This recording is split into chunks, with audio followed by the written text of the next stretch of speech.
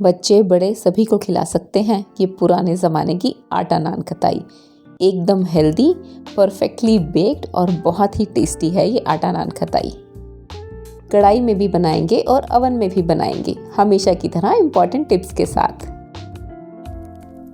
Hi hotties, welcome to reality kitchen by Sujata Taneja. कैसे हो आप? घर पर ओटीजी नहीं है तो क्या बेकिंग नहीं कर सकते? जी बिल्कुल कर सकते हैं। पैन में, पतीले में, कुकर में, कढ़ाई में हम बिल्कुल बेकिंग करेंगे। इंडियन स्वीट्स बनाने से कहीं ज्यादा आसान है बेकिंग करना।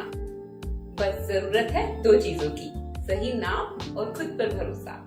अरे नहीं, तीसरी चीज भी है, आपका प्यार। टिप्स के साथ स्टार्ट करते हैं। बेकिंग में सभी चीजें रूम टेम्परेचर पर ही होनी चाहिए और सभी ड्राई इंग्रेडिएंट्स इस तरह फ्लैट कप लेवल तक नाप कर लें, ना कि ऊपर तक भरकर। सबसे पहले हम पाउडर शुगर लेते हैं। आप चाहें तो ब्राउन शुगर भी ले सकते हैं। और होल व्हीट फ्लावर यानी कि आटा लेते हैं। आप इस होल व्हीट फ्लावर को अपनी चॉइस के किसी भी फ्लावर के साथ, जैसे आमंड फ्लावर या ऑल पर्पस फ्लावर के साथ भी रिप्लेस कर सकते हैं। इसे छानने के लिए इस तरह से किसी आर्टिकल का यूज़ ना करें। हाथों से इस तरह से टैप कर करके छानें, जिससे ड्राई इंग्रेडिएंट्स बहुत ज़्यादा एयरी और फ्लफी बनते हैं और हमें एंड रिजल्ट बहुत ही परफेक्ट मिलता है।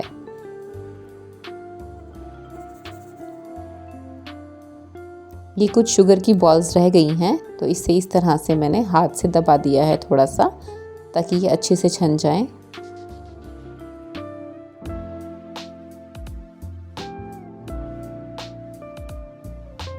कोशिश करनी चाहिए कि बेकिंग के लिए पुराने और एल्युमिनियम के बर्तनों का यूज़ करना चाहिए।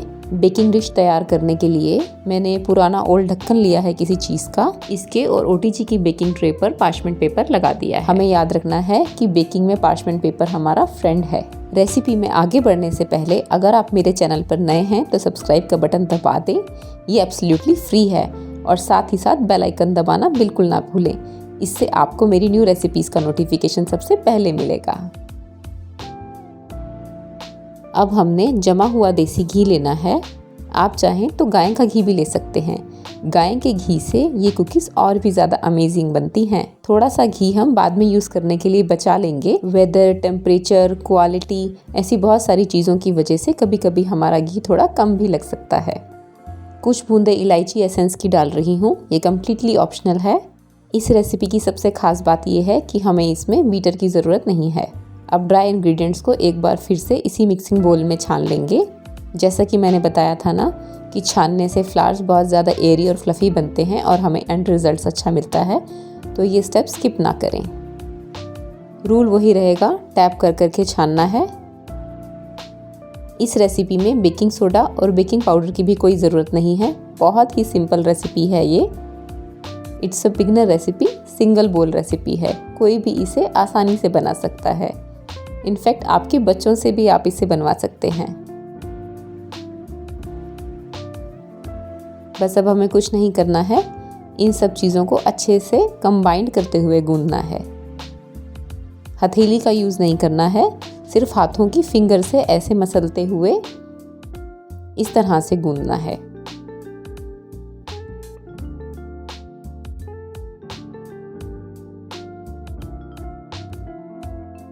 एक मिनट तक मैंने ऐसे फिंगर से अच्छे से कंबाइंड किया है इसे। अब ये थोड़ा सा क्रम्बली हो गया है।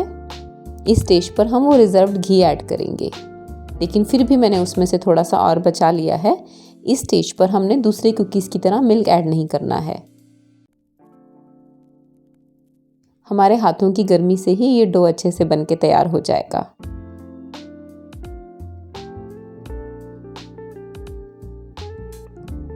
हमें ये तब तक नीट करना है जब तक एक सॉफ्ट डो बन के तैयार ना हो जाए।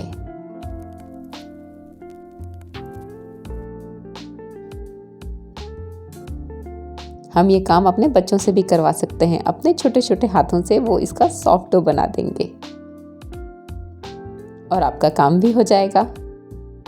ये आटा नान खताई खाने में बहुत ही टेस्टी होती है। अगर आप एक बार इसे खाना शुरू कर देंगे ना, तो बस हर वीकेंड पे आपको इसे अपनी फैमिली के लिए बेक करना ही पड़ेगा। इसका और हेल्दी वर्जन बनाने के लिए आप इसमें वाइट पाउडर्ड शुगर की जगह ब्राउन पाउडर्ड शुगर भी ऐड कर सकते हैं।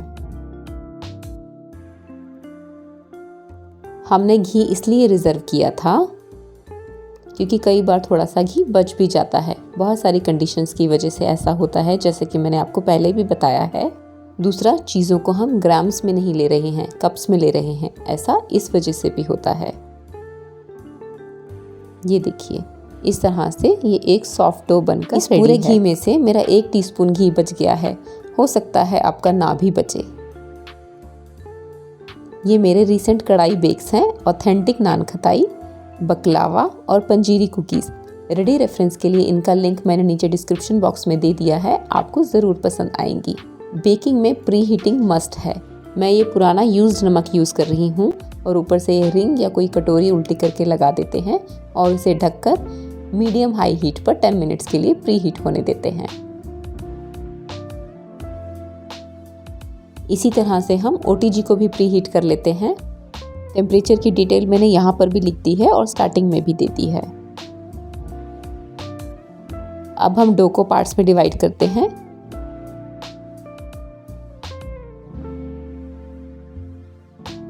और इस तरह से छोटी छोटी पेड़े के साइज की नान खताई बनाते हैं।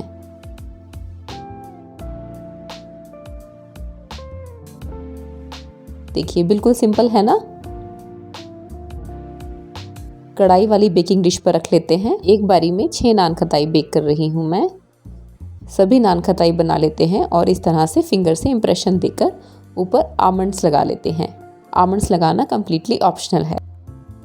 अब हम OTG वाली नान खताई भी रेडी कर लेते हैं, पर ये हम थोड़ा डिज़ाइन वाली बनाएंगे।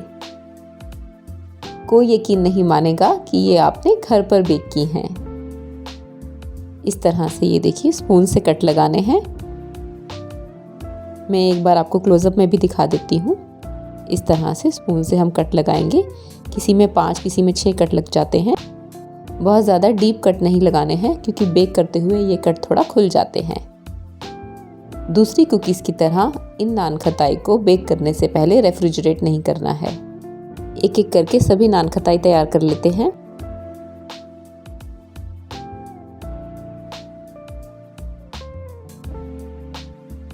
अवन प्री हीट हो चुका है। अब हम नान खताई इसको बेक होने के लिए रख देते हैं।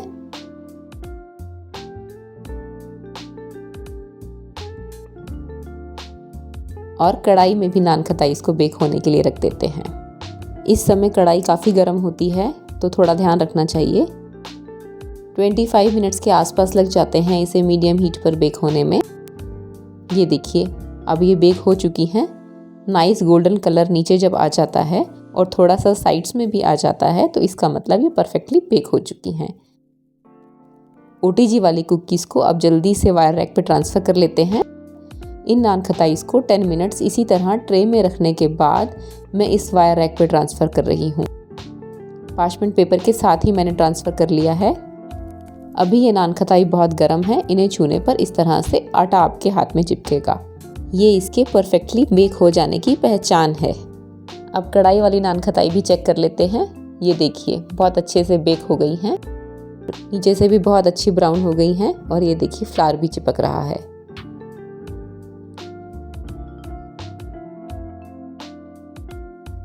बहुत ही डेलिकेटली हम इसे फायर रैक पे ट्रांसफ़र कर लेते हैं